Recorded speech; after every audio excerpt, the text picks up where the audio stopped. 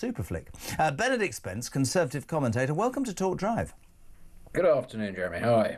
Very well. Do you want to do the serious stuff or do you want to do the light-hearted stuff? I'm going to offer you, OK, in no particular order, trade tariffs, nobody wants to talk about it, nobody understands it, NHS dissatisfaction, there's a surprise, or the French. Added to that afterwards, you can talk about a hawk, a cigar and the Channel Tunnel. Well, I mean, the French and the Channel Tunnel are all sort of the same thing. Yes. I mean, yeah, that's quite a fun topic, actually. We can combine those two. Do you want to start with that? You do that. It's your bit, it's your segment. You're being paid for it. I'm knackered. Have a go. It's been a very long day talking about this hawk. Don't worry, I won't subject you to any more of this hawkishness. I mean, honestly, the whole, yeah, quite, it took a while. The whole thing with the French, you know, sort of admitting that they could be doing a little bit more, it is one of those things where you kind of just fold your arms and go, well, thank you for the audacity of several years, about 8 years into the crisis, actually being good enough to say... 4 billion quid, 4 billion pounds later. Yeah, we could do a little bit more. Maybe we haven't quite pulled our weight. What can you say? We are French. This is what we do. We take August off and we don't come back after lunch. It's not surprising, frankly. It's a huge amount of money, though. And, you know, it just sort of goes to the heart of the issue that you and I have actually been saying for a very long time. You can keep on throwing money at the French, just like you can keep on throwing money at the NHS. Doesn't mean that it's magically going to work. It doesn't mean that they're going to be motivated to do so. The fact of the matter is, they don't want these people in France any more than we want them here. They're entirely going to be motivated by just taking our money and chivying them along so that they come here, so that they're not their problem. You know, this giving money to the French to police their own borders was never going to be a solution. Whose idea, Benedict, whose idea was it to say to a country, we'll give you money to police your own borders? It's a great line. Whose idea was it? Who started this ludicrousness? I mean, let's be clear, this started happening under the Conservatives. Let's remember that. But there has also, let's also think about this. It's been a real sort of issue when people talk about Europe and European solidarity and European security. This is something that European countries cannot actually decide for themselves anyway. And so actually for a very long time, you've had other countries paying the countries on the outer rim of Europe, if you like, places like Greece, Hungary, Italy, to police their own borders with their own money out of European budgets. It doesn't mean that it's worked for a second. You know, after a while, the Italians and the Greeks got a bit sniffy about this, and the Hungarians started getting, you know, building walls and all that sort of thing, and so did the Poles. But it took a really long time, and it only started happening after other European countries like Germany and France started, you know, closing their own internal borders, saying, hang on, no, we've had enough of this. You can't keep shunting them along to us. I remember there was a really fantastic diplomatic incident between Italy and France a couple of years ago, where the Italian ambassador was withdrawn from France after the Italians caught the French shipping migrants back over the Italian border and dumping them in the forests. And the Italians went, hang on, what on earth is this sense of European solidarity? Where do you get off doing this? So, you know, as I say, as much as we can say, you know, nobody should have expected the French to do this, to police their own borders, none of these European countries have been doing this for a very long time, no matter how much money you throw at it. So the other thing was Peter Carball, our political... I mean, he's a nerd. I mean, he knows everything he's talking about. He's just left this studio convinced that I'm more mad than he thought I was before. I said that Margaret Thatcher, to me, was an icon. She supported this country. She saluted the fact that we were an island and we fought all these sort of things, blah, blah, blah. And then she built the bloody Channel Tunnel. I'm not a fan of the French. I don't understand why we'll be attached to Europe. I think it should be filled full of concrete or cut off. I think it's an absolute disgrace and a joke. What do you think?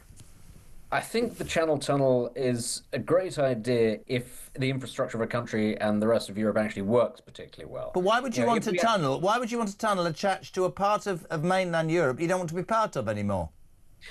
Well, partly so that it eases the flow of goods and services. That speeds up time. And also, let's also remember, some people like to go on holiday in the south of France and Tuscany still. It makes their journeys a little bit easier. Fly there, then. I want it closed. Fly there. You want it closed? I do want it closed. I do. I think, honestly, I just don't understand it. Do you know what I've never understood is why actually we didn't build a tunnel between here and Ireland first? That was always the thing that slightly got me, was that if we were going to keep Northern Ireland part of the United Kingdom, why wouldn't you prioritise building a tunnel to Northern Ireland so that people can get to and from the... I think there should be a tunnel. I think there should be a tunnel tariff from Europe, but not the other way. Especially the French. They should pay hundreds of dollars, or francs, or whatever it is, to come to the United Kingdom. So we're going to have this could be quite fun. Donald Trump's having a tariff war with Europe. Yes. We could have a tariff war over use of the tunnel. I'm going to I tariff the think it's been very French. popular. Yeah, I'm going to tariff the French. But no, I'm being serious. He thinks I'm mad. So also the other big thing in the news today, apart from, on a serious note, that French taking back migrants, which I just think is window dressing because people in this country are beginning to question, Benedict, quite rightly, £500 million a year over 8 years, £4 billion when you consider how our services and many things that we provide are struggling and not performing. The public satisfaction with the NHS has dropped. Ooh, that's a shock. From 24% to 21%, which means now, latest opinion poll thing, only 1 in 5 people are happy with how it's working. Driven dissatisfaction of the A&E services, dentistry, just almost everything, sadly, to do with the NHS, this massive waiting list for GPs. Very easy. This argument always comes down to, we need more money, say the professionals. Really?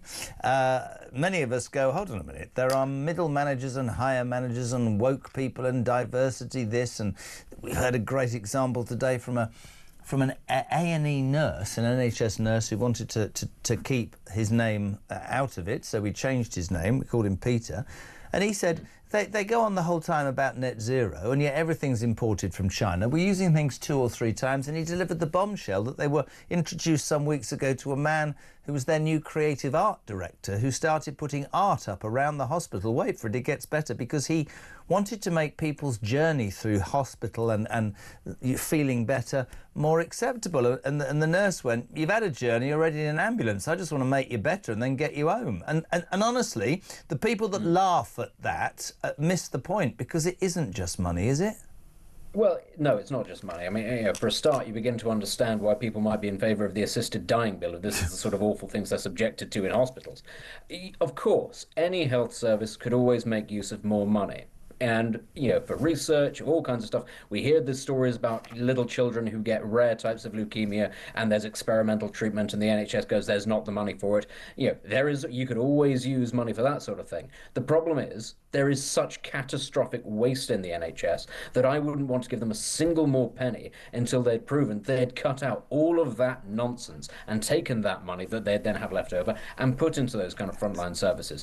And, it's not just things like that. There's lots of diversity, woo-woo and all that nonsense that they spend a lot of money on, but also it's the fact that they don't bring their systems up to date, and they have different systems running on different sort of technology. None of it is joined up, none of it's in the 21st century. They still use fax machines, they still use pagers. You have ward doctors and things having to fill out all sorts of forms that frankly a computer ought to be able to do, and in most developed health services are already doing, which saves time and saves money, but we haven't got to that point yet in the NHS.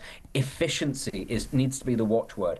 And I'm telling you right now, for the budget that the NHS works on, you could get it down massively in terms of the efficiency. You could massively improve it. And then by all means, if you need to turn around and go, look, we need an extra billion for, a hospital in this particular region or something like that because it's underserviced, fine. But until you've cut out that waste, and you've actually sorted out the pipeline of staff, of NHS staff coming from universities to hospitals and then staying there, which is something else that we've not done.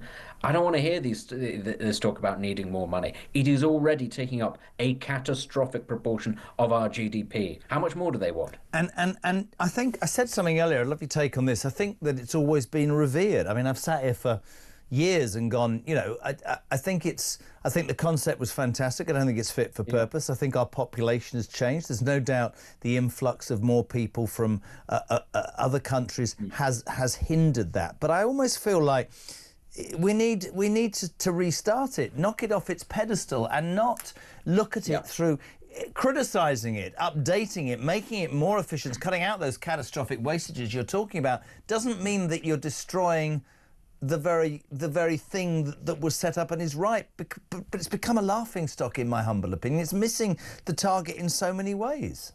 Well, what made Britain a world-leading empire at the height of the empire was that Britain was revolutionary, and the NHS was revolutionary for its time. Nobody had done anything like it before. Nobody thought it was possible. And we could only do it because we were a very wealthy country and we trained doctors and nurses and we trained them to a very high standard.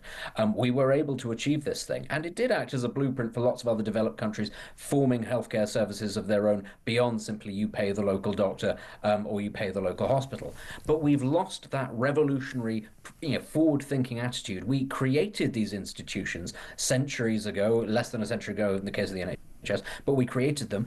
And then we just let them stay as they are. We never developed them any further. We almost sort of sat there and went, well, that'll do. That's good enough. We were top of the world once, and that's good enough for us. Whereas actually, the attitude that we should have had was, let's keep revolutionizing. Let's keep on thinking, what are the new innovations that we can do, the ways that we can make this better? How do we improve it, rather than how do we just keep it? And that's what we've lost in this country, I think. I couldn't agree more. I'd love to know your thoughts, by the way, about the NHS. Keep calls coming. Loads of texts as well. We will get to you. 0344 499 1000. It seems that dissatisfaction with the NHS and France taking back migrants are centring your brains today. Can I just ask you about something else, Benedict, if I can? Energy suppliers have apparently urged Ed Millipede to charge households more for running a gas boiler to boost the uptake of eco-friendly boilers, heat pumps and electric vehicles. When will this ridiculous idea that the people in this country give a toss and want to buy electric vehicles and have heat pumps put in, when is this government going to suss out that actually it isn't popular and you can throw as much money as you want into this idealistic nonsense, but you are going to bankrupt the country because we don't want this stuff, do we? They will only learn when they're voted out of office, because they will bankrupt the country and that won't be enough for them. They'll keep on doubling down on this stuff because they are ideologues. The only way you can deal with this is by getting them out of power. But I mean, I have to say, I was driving drove into Norwich earlier today. That was brave. Yeah, out in the countryside. And there was, for a start, the number of solar panels in fields that have sprung up in the last year, 18 months. It left me sort of, my jaw was just sort of open, just thinking, what on earth has happened here? And all along the road into the main city of this region, signs everywhere saying, vote no to this solar plant. We're against these solar panels here. It is a deeply unpopular thing. And we talk about how it's good for the environment. I'm sorry. Caking over the countryside, natural habitats, agricultural land with these appallingly damaging for the environment solar panels made in China in dreadful conditions and which degrade and then end up polluting the countryside that way. I don't know how on earth we have allowed this to happen. Completely agree. And there's the madness of it, right? When you're listening to this ideology of net zero, when the other countries in the world that pollute far more than us don't give a damn, and that's a fact, and yet we're set on this course of total madness to get this done, to fluff the feathers of all these do-gooders. The truth of the matter is, apart from destroying the beautiful countryside and the natural habitat that you talk about, these solar panels and these wind farms are never going to create enough energy to sustain the British people, which means, and we know this, right? What will happen is we will have to import electricity from other countries and it will cost more and people's bills will go up. And the truth of the matter is, like him or loathe him, the orange man, baby, drill, it's underneath the ground, for Christ's sake. And somebody the other day on the show said something I thought was excellent. For all the people who disagree with fracking, give them free energy bills, give them discounts if they're nearby. I don't understand how this country can get it so wrong. I really don't. I mean, per square footage, this country has far greater resources than the US does when it comes to shale gas or oil. We would be more than self-sufficient. We could have the cheapest energy bills in the developed world if we wanted to, but we have the most expensive because we have chosen not to. And the simple fact of the matter is, even if people are worried about running out of fossil fuels, that's not going to happen for an extraordinary long time. And in the interim, there is nuclear power to build. We have the ability, we have the resources to build nuclear power stations, and in the meantime, see no increases to our energy bills by using our fossil fuels to bridge the gap from A to B. We have chosen not to. We have chosen this excruciatingly expensive route. And we've done it all because of a mad ideology. Not because of practicality, because some people are zealots on this issue. Listen, I completely agree. Dee says, for you as well, if you can't afford a new gas boiler, you certainly won't be able to afford a new heat pump, which is true. Ken Child says, ask Benedict this, why do we not charge all people going to hospital who don't have an NHS number? Great show. Keep the faith, Ken in Spalding. That's a great idea, isn't it? It is, but again, I was having this conversation with somebody earlier. We seem to have, or at least I say we, our political elites seem to have this bizarre squeamishness when it comes to actually enforcing rules for people who are non-British citizens. And you can almost see that in the way that we hand out British citizenship and residency to any all and sundry who just turn up with very little sort of parameters. We're too awkward to ask, oh, please, actually, would you pay your way? We're too awkward to say, oh, actually, would you mind, please, awfully learning our language if you're going to live here? No, no, no, no, no, you can't do that because it's prejudice and it's bigoted, couldn't possibly be seen to be beastly. That is literally the attitude of a lot of the people who make the rules. Beastly, I love that word, beastly. But that's what it is. It is a desire not to be seen to be uncouth or rude or ghastly from our political elites who do not have to deal with the NHS backlog, Absolutely. do not have to deal with the energy crisis. They just don't want to appear to be rude on the international stage or to their upper middle class friends. That's all this is. Couldn't agree more. Hello to Tim, who says, I'm sorry, but filling the tunnel jets with concrete won't work. You could fill it with politicians. That would be far more net zero. I think that's a very, very good idea. Now, you strike me as a classy gentleman. You always have, Benedict. You live there in the countryside. You've got drapes, not curtains. You've got oil paintings with mirrors, lights above them. It all looks very chic. Are you a cigar smoker, Spence? I am, as it happens. In fact, if you'll give me 2 seconds, I'm going to open a drawer. Oh. And ladies and gentlemen, this could... Yes. What is this? As luck would have it. There you go. A classy box of cigars. Well, let me tell you, Benedict Spence, very soon that is going to be against the law. The Labour Party want to shut down cigar lounges. They're calling for cigar lounges to be closed, cigarette filters to be banned, and a polluter pays levy to be imposed on the entirety of the tobacco industry. I make the point I always make. He's sniffing his cigar. I am not sitting here advocating anything, smoke, don't smoke, do what you damn well want. What the hell? In a minute, the state are going to tell us everything. This is nanny state madness, isn't it? It is, and a lot of this is, of course, is they want to ban it in private members' clubs, which sort of, by definition, you should have the right to do these things. In private? Exactly. You're paying for the privilege of being in there. Everybody in a cigar lounge is going in there in the knowledge of what goes on in a cigar lounge, that you smoke cigarette. There is no such thing as secondhand smoke in a cigar lounge because that's what everybody's there for. And this is, I mean, this is proper... It's nasty stuff. It's class warfare. It's this idea that you don't know any better and that certain sorts of people shouldn't be allowed to pay to make decisions to enjoy in their own spare time. And, you know, we'll see this, and it's always done because tobacco is an easier thing to go after because it sort of very obviously causes cancer. But the second that they do this, the second that they're able to reach further and further into your private sphere, they will do it with other things. So if you think they'll stop at cigars and not alcohol or certain types of food, you've got another thing coming. They'll come for that as well in the privacy of your own clubs, of your own parties, in your own homes eventually. I'm going to get utterly depressed. Honestly, we're giving money to the French. The NHS is crap. You can't have a cigar. If you don't get an electric vehicle or a heat pump, you're going to be thrown out and freeze to death. And on top of that, people in Luton are being attacked. Have you ever been attacked by a bird? No, I've also never been to Luton.